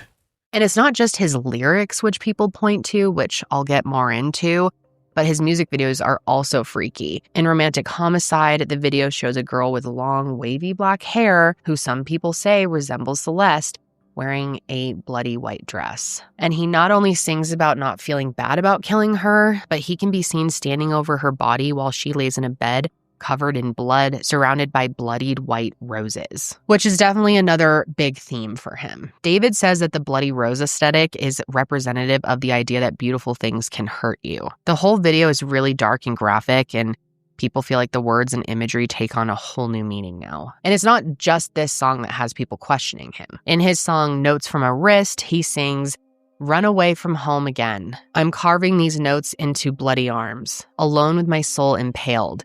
Run away from your loving arms. Why am I so afraid? I don't care. I'm not coming home. Why am I crying if this is what I wanted all along?" In the chorus of his song Ghost, he sings, "He might have you, but I've got your ghost. And we both know that's the real you. And God knows it's true. I love you the most, but we both know what I have to do." In More Than Just Friends, he sings, "You told me we would never be more than just friends, but I don't really care. I'm gonna put it to an end. You never really cared about me. It was just pretend. I told you to keep it 10 or you'll end up dead. Oh, I didn't mean to make you feel uncomfortable. I did everything that you told me to. What's wrong with you?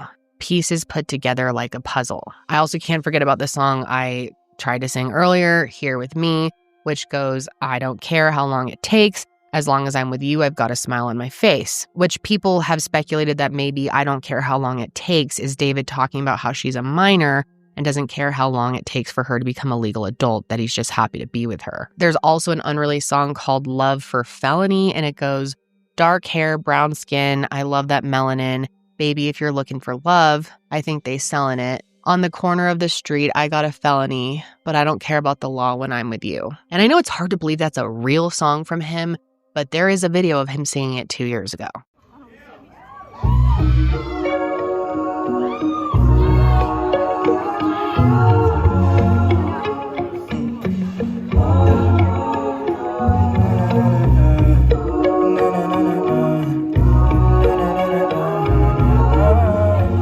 Smiling wave when you pass me by, but I'm feeling it. Dark hair, brown skin, love that melanin. Baby, if you looking for love, I think they selling it. On the corner of the street, that I'm feeling it. But I don't care about the love when I'm with you, cause I be breaking it all the time. And I don't really need the cars, no issues. But I need you to know, I need you to know that life get crazy. So won't you help me slow it down?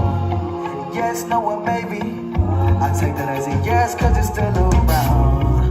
But I'm feeling it. Dark hair, brown skin, love that melanin. Baby, if you're looking for love, I think they selling it. On the corner of the street, that I'm feeling it. Now, I could go on and on about David's music. In fact, there is a whole Reddit thread dedicated to dissecting the lyrics. If you want to hear more, you can check that out. People have literally come up with whole imagined timelines of when he and Celeste were allegedly fighting based on his songs and then times that they were happy. And then they do the same with his TikToks and reposts and all of that stuff. So people have just gotten really into the weeds on this. Honestly, I think it's the most intense online sleuthing I've ever seen. I mean, people are obsessed. And what's equally crazy and sad, honestly, is that because of all of this, David's music is being streamed and listened to now more than ever. He's back on the charts and his downloads are in the multi-millions. But yeah, when it comes to his music, it's just impossible to deny that there's a pattern here. Now, David has said that his lyrics aren't all written from his lived experiences. He says he'll write from the perspective of friends' relationships, and he'll even sort of just make things up like many artists do. We also can't forget that lyrics aren't necessarily proof of anything, and they might not hold up in court if it came down to it. It could easily be said by a defense attorney that these are just artistic expressions, of course. Which, speaking of artistic expressions, we absolutely need to talk about David's alter ego.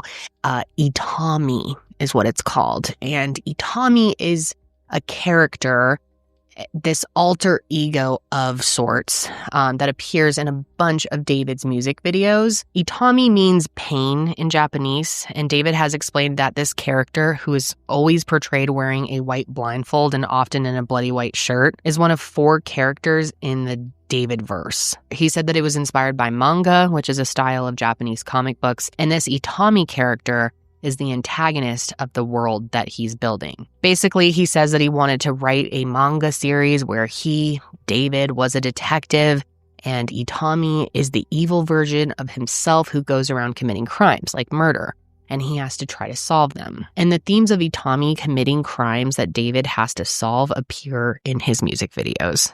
And I had the idea to kind of make this first music video introduce a character that I had been kind of ideating for a really long time. That's why you see him with the blindfold and the bloody shirt aesthetic and the bow tie. I'm really big into anime and I'm really big into manga. And I wanted to make my own manga series at one point, and I was writing a lot of poems and writing a lot of things for it. And a big part of that manga was an evil version of me named Itami, which means pain in Japanese.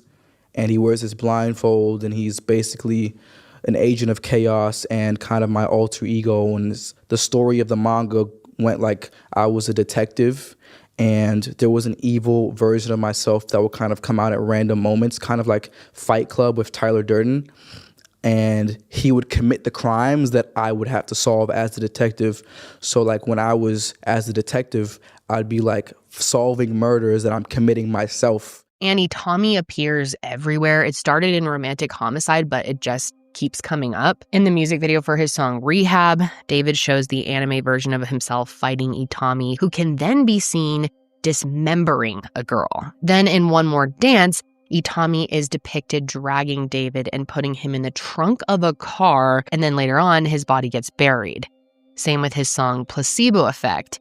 David is seen being picked up and then dumped into a trunk of a black truck. I mean, you literally can't make this up. It's eerie, the connections here. Itami is also seen in his Here With Me music video, where once again, people have noticed that the girl in the video looks like Celeste. And that seems to happen a lot, by the way. Not to mention the fact that when you go to his concerts, he sets up a funeral for Itami. I mean, the dude has a casket and everything. He even sold the Itami Bloody t-shirt merch for a while, although this has since been removed from his website. Wise choice. So yeah, this dude is obsessed with death and murder. And he also has fully admitted to being obsessed with gore. You can see posts where he says, "I love gore, and I used to be addicted to watching gore vids." Oh, and there's also one more song I need to tell you about. So in December of 2023, a song titled Celeste _demo unfin, which is like unfinished, was leaked online. And since her death, the song has resurfaced. The lyrics go, "Oh Celeste, the girl with my name tattooed on her chest. Smell her on my clothes like cigarettes. I hear her voice each time I take a breath. I'm obsessed. Oh Celeste, afraid you'll only love me when undressed. But you look so damn gorgeous in that dress. Missing you so much, it makes me depressed, but I digress." Ah, God. It's just so disgusting. Every time I get to those lyrics specifically, oh my God, it's just so disturbing. Now, if this song is real, which most people believe it is, and if he is singing about Celeste Hernandez, then this is literally a love song that he wrote at 18 years old about a 13-year-old. And I make that distinction about her last name for a reason here, because people have pointed out that there were two Celestes in David's life. Celeste Hernandez, who was 14, and Celeste Herrera, who people are saying is 23. Basically, there are a few theories about this girl. One is that David had a decoy Celeste. That way he could sing and talk about a girl named Celeste and people wouldn't know it was the one who was underage. Another theory is that the younger Celeste was killed quite some time ago, and this other girl is like her replacement, I guess. People have also pointed out that they kind of look similar. But anyway, early on, when tons of photos and videos were circulating, there was a lot of confusion on which Celeste was which, because we do know for a fact that this other Celeste was known to hang out with David. So when a photo would find its way online, people would debate if it was the child Celeste versus the older Celeste. There is one video that people point to of her wearing the same style Gap jacket that the younger Celeste had. So some people thought David may have given older Celeste younger Celeste's jacket. It's all speculation, though. I do think most of this has been sorted out by now. It's pretty crazy, and I do believe this other Celeste is understandably not happy about the association. She even changed her IG bio to Different Celeste. Now I could go down this rabbit hole too. It's a long way down, but there's very little proof surrounding it, so I'm going to leave it at that. Plus, I need to talk more about David's Discord, and this episode's already getting really long, so if you aren't familiar, Discord is an instant messaging platform that was originally used by gamers, but now a bunch of people use it for chat rooms that they call servers. I was just at a conference last week here in Colorado, and I went to a seminar about teen violence online, and I learned that Discord is the #1 website or application at this point in time where dangerous things are happening to young people. It's something that parents need to be way more aware of. But anyway, David had his own Discord server where he interacted with thousands of his fans. And as far back as 2022, he could be seen interacting with a user named Celeste. In October of 2022, he posted, "Celeste in here? ? To which this person responded, "Hi, David, bark." Again, we don't know for a fact that this was the Celeste, but if it was, it sounds like the two of them were already pretty familiar with each other, and she would have only been 12 at this time. Her name was also mentioned in February of 2024. One user mentioned that David had a girlfriend, and they said her name is Celeste. What's even creepier is that same month, someone commented under one of his TikToks saying, "Waiting for LAPD to get your ass for messing with a 13-year-old girl." Then in August of that year, David posted on Discord that he was in a song crisis, and someone responded, "Drop one with the missing girl Celeste Hernandez." There's even a comment on the Romantic Homicide music video from a year ago that just says Celeste with a half-frowning emoji. So the fact her full name was known a year before all of this happened, I can't even begin to tell you guys how just infuriated I feel that people seem to have known that David was involved with a missing child,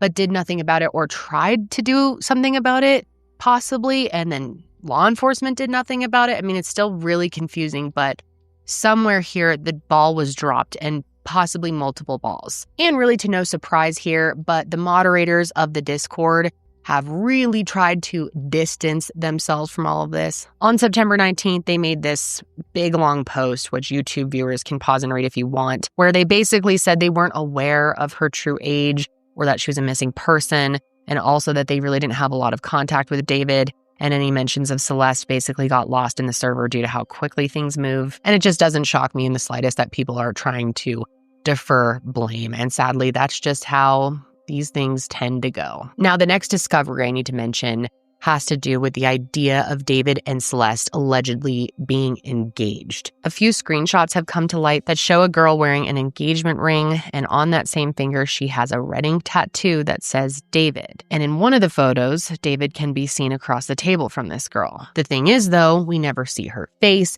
and we don't have any type of confirmation from law enforcement that these screenshots came from accounts that belong to Celeste. However, and I'm sure a lot of you have already made this connection, but we do know for a fact that Celeste has tattooed in red ink on her index finger. So when you think about that, maybe she would be interested in getting another red ink tattoo on her left ring finger. And what a lot of people question is, if this is Celeste in these photos, why was it never reported that a tattoo with David's name was found on the remains? But this goes back to the questions we still have about the condition she was in. She could have actually been too decomposed for them to have found this, or they may not have found her left hand at all. Or it's possible these photos aren't even hers. Therefore, this is still a huge piece of speculation, and it needs to still be treated that way for the time being. Until the police confirm which social media accounts were hers, people need to be careful when it comes to things like that. And of course, a few fake accounts have already popped up.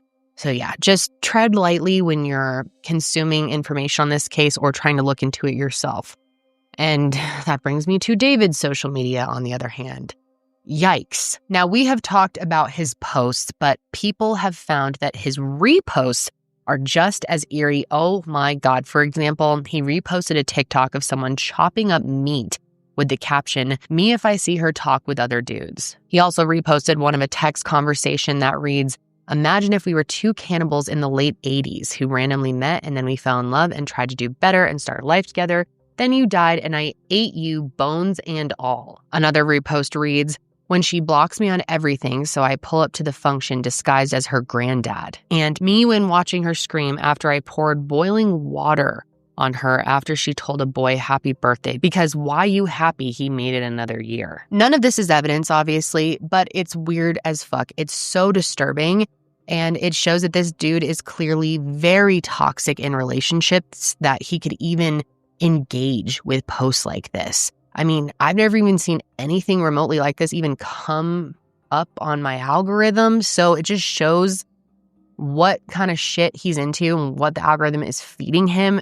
And then he's going a step further and engaging with it. I think it says a lot. And it's also worth noting that Celeste may not be the only underage girl that he's allegedly had relations with. There's a screenshot going around of a conversation he allegedly had with another girl where he's basically ending things with her. It says, "Hola, okay, so I've been up all night thinking logically about you, work, life, relationships, and realized something you'd agree with if you see it the way I do. Straight from my heart, I really, really, really love you, but I have been checking my schedule for the rest of the year and next year, and I'm barely in Texas. I believe long-distance relationships work under the right conditions, like you being able to travel with me, etc., but you're still in school. With that being said, I don't like hiding anything from anyone. I would love to have a public relationship with someone, but the way this is going, we have to be secret or something. I want you to be happy, but you still have so much left to do these last 2 years of high school, and it may change your view on TS entirely. And I would gladly wait for you if we are both in the right headspace when that time comes. I want to still be here for you, though, and talk like we did before it got complicated, LMAO. I love and care about you and need to make sure you're not alone. We are still interlinked. Please express yourself thoroughly. Please, no OK or KK. I want to know everything going through your head." So obviously this tone is really weird and manipulative, and it just goes to show that this might be a pattern. Now, I'm sure there is one question that a lot of you are asking, especially those of you who are new to this case, and that is, where the fuck is David? And lying low is about as good of an answer as I can give you. We have not heard a peep from this dude, and many people don't think we will, considering the fact that he's lawyered up. He has reportedly been online at least one time at one point playing video games, and if that's true, that tells me he's basically just waiting for next steps from the police, probably. Now, as for why there hasn't been an arrest yet, how much time do you have? I could speculate about why for probably like 30 minutes, but the bottom line is there just hasn't been. At this point, we really just need the cause of death to be released to kind of figure out what direction this is all going to go from here. Whether it ends up being a homicide or not, someone put her body in that trunk, whatever. She did not put herself in there. So there needs to be accountability and justice for that at the very minimum, although I strongly suspect homicide. I'm going to say that. It has taken a long time. It's frustrating. Things seem to be moving at a snail's pace, which is just making the online rumors even worse. But I have to remain hopeful. That's because investigators are just ensuring that they have an airtight case here. And I'm not sure what this means, but it was reported that the night before I'm recording this, on the 9th, that David transferred deeds to 2 of his houses in Texas to his mother's name. He did this on September 18th and 22nd, so right after her body was identified. Again, I could speculate on what this means, but for now, I really just want to wait and see what the police have to say. There has definitely been some talk that maybe David is being framed, which some people, including myself, think is way too far-fetched, but I did want to mention it since it has been part of the conversation, and I'd love to hear your thoughts if you're someone who believes that. I also think it's worth mentioning that someone made a fake 911 call to David's parents' house on September 18th. They were saying that they heard gunshots and believed someone was dead, specifically that they heard a female screaming, but when police arrived at their house in Texas, his parents were just very clearly confused. This is called swatting. I'm sure a lot of you know that. It's very illegal. The caller was also distorting their voice, so we can't say for sure who it was, but some people think it was someone trying to make David look worse. Some people even think maybe it was David, and who knows. And with that, you guys, I am done talking about him for now. I am so sad that this case has centered so largely around someone other than the victim, and to a degree, like I said in the beginning of the episode, I understand why he's been the focus, but as I wrap things up, I don't want Celeste to be forgotten in all of this. She was just a child when she passed away, and she did not deserve any of the circumstances that happened to her. There was a vigil for her held back in September where dozens of people gathered to light candles and honor her memory. A private funeral was also held in October where a small group of loved ones came together to lay her to rest. And I absolutely plan on keeping my eye on this case as time goes on. Getting justice is the only option here, and I'm just curious to see how things are going to play out. So please let me know if you guys are interested in a follow-up episode at some point when enough new details have emerged. I definitely consider doing that, so let me know your thoughts. But that is going to be it for me today, you guys. Thank you for sticking with me for a long one. Again, I know we didn't cover everything, because if we did and we went down all the rabbit holes, You guys would be sitting with me for like 6 hours and it would be insane. And I'm also pregnant and very tired. But okay. My brain has officially checked out. I will be back next week, of course, to discuss another case. But until then, stay safe out there.